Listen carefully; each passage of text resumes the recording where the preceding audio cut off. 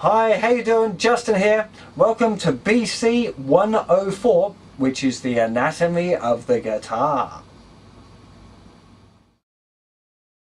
I've got here an electric guitar.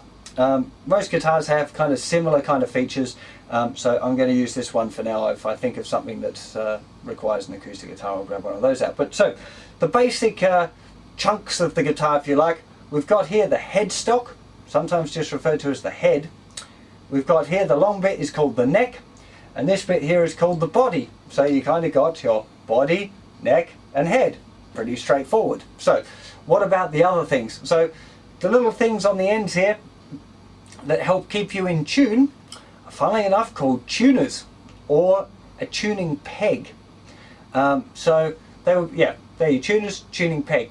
Sometimes, and this guitar doesn't have one, but you'll find in here there's a little thing that holds your strings down, usually the two thinner strings. It kind of holds them onto the neck.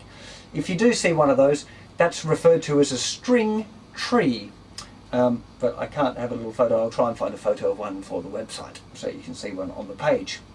Okay, the bit of either bone or metal or plastic that you have right at the end of the guitar, kind of where the fingerboard starts. The fingerboard's the place that you put your fingers, funnily enough. That's called the nut. So that's really important that you remember that one. This is the either end of the strings where you put your fingers and stuff is the nut at this end on the headstock, and the other end of it is the bridge, which is where the strings kind of disappear into the body of the guitar. So remember that. It's really important, just because we use that quite often when we're teaching stuff. You know, move your hand toward the bridge or whatever, or toward the nut. So nut, bridge. Very important to remember those two. So the little bits of metal that we've got going over the fingerboard are called the frets.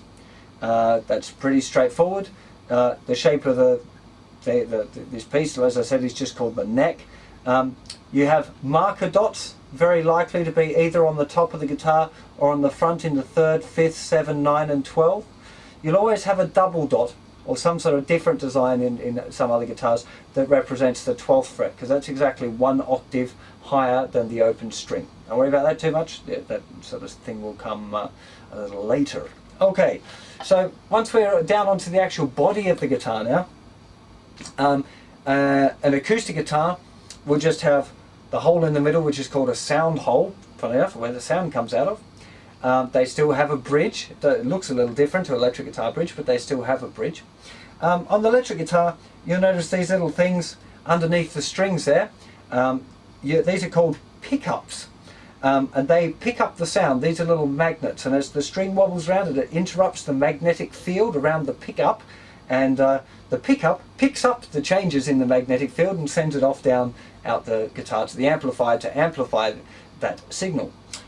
If you get two pickups that look like they're next to each other, they're probably called humbucking pickups, because single coil pickups can sometimes be a bit noisy. When you stick two together, it stops them humming, so you get this humbucker, and they're commonly found in kind of Gibson guitars, in Les Pauls and that type of thing. You sometimes might have the little a little stick on here. This is called the whammy bar, which is if you play strings and move it like toward the body of the guitar or pull it away, will change the pitch of the strings. If you're a beginner guitar player, you probably don't want to be mucking around with that. It'll just make your guitar go out of tune. So I'd leave that out of the way if I was you.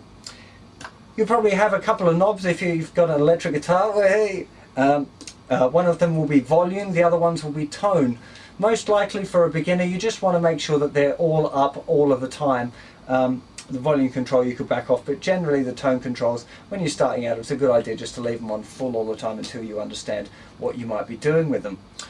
You might also find that you've got a switch on here. This is a 5-way selector switch on a Stratocaster. On a Les Paul, you have like a 3-way selector that's usually up on this part of the guitar neck. This selects which pickup you're going to use, because you notice there's 3 there. The reason there's 3 there is because they all sound a little bit different. So depending on whether you want to use the back one, which is kind of the brightest, most trebly sort of sound, or the one nearest the neck, or it's probably called the neck pickup, this one's kind of got the bassiest and fattest sound. So that would be the pickups, and that would be the pickup selector. The reason you've got 5 is because you can either choose one pickup or 2 pickups together, or just the middle pickup, or the front 2 pickups, or just the front one. That's your 5. The middle position in a Les Paul type guitar will select both pickups, the front and the back, because that type of guitar only has 2 pickups. Just trying to think what else you might have. You've got a little strap locks. I've got strap locks on mine. I don't know what you call them when they're just strap buttons. Actually, I don't know. How many years have I been playing guitar and I don't know what those little things are called.